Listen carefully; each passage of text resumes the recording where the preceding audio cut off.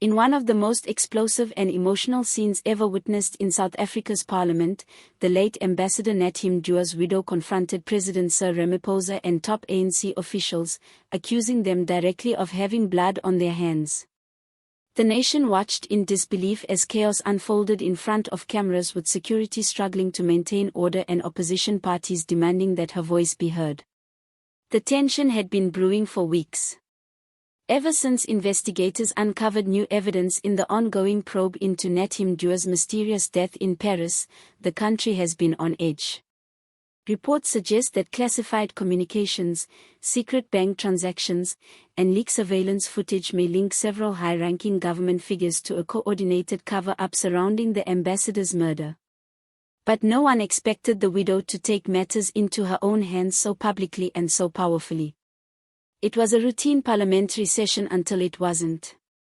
As Ramaphosa was addressing MPs about ongoing corruption allegations, the widow suddenly stood up from the public gallery escorted by two aides. Her face was pale, her hands trembling as she clutched a brown folder reportedly containing documents related to her late husband's case. With raw emotion in her voice, she shouted across the chamber, "You all must be arrested. You know what you did to my husband. You silenced him because he refused to be part of your lies. But his blood cries for justice." Gas echoed across the floor. Ministers froze in disbelief. Within seconds, security officers rushed forward, but opposition members, particularly from the EFFDA, rose in protest, shouting, "Leave her. Let her speak." The scene descended into chaos. Lawmakers yelled over one another. Some ANC MPs attempted to shield the president while others pleaded for calm. But the widow, tears streaming down her face, continued. "He told me everything before he left for Paris. He said, if anything happens to him, look to those who pretend to serve the people but serve only their pockets. I kept quiet long enough. No more." Her words struck deep, reverberating through the chamber and beyond the walls of Parliament. Ramaphosa's reaction and the silence that followed. President Ramaphosa, visibly shaken, was seen whispering to his aides. His usually composed demeanor faltered for a moment as cameras zoomed in on his tense expression. Several MPs later described him as visibly disturbed and uncharacteristically speechless.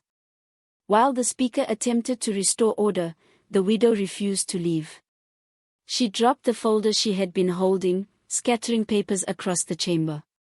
Opposition MPs picked up several of the documents which reportedly contained copies of email exchanges, bank transfers, and coded correspondences between political figures and foreign contacts.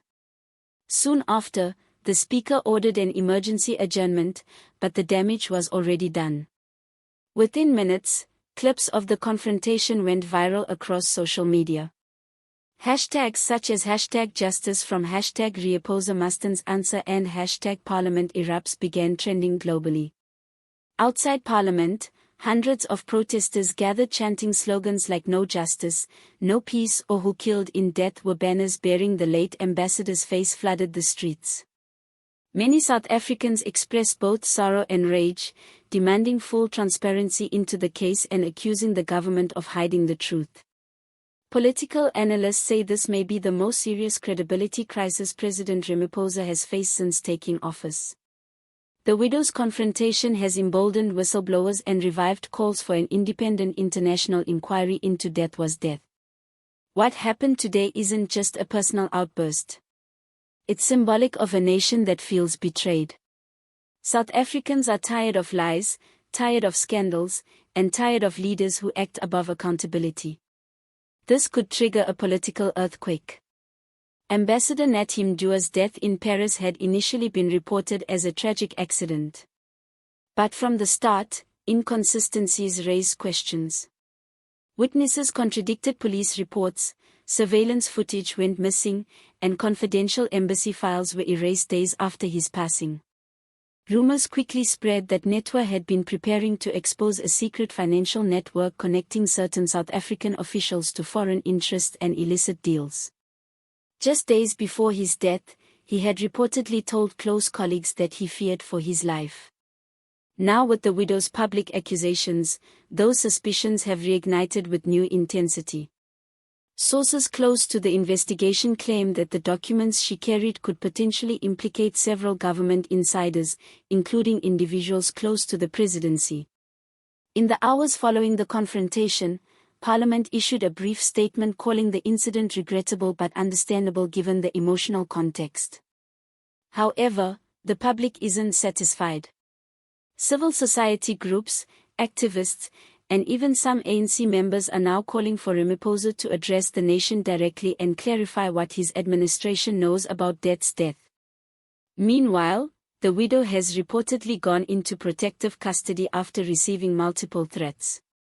Her lawyers confirmed that she intends to release all the documents in her possession if anything happens to her. What began as a single woman's cry for justice has now become a defining moment in South Africa's political history. Parliament, once seen as a symbol of democratic order, turned into a stage for truth, grief, and fury. Whether this confrontation leads to accountability or yet another cover-up remains to be seen. But one thing is certain. The truth about Nathi Mthethwa's death will no longer stay buried, and South Africa's leaders will be forced to face the questions they've long avoided. This is more than a political scandal. It's a moral reckoning, one that could change the course of the nation forever.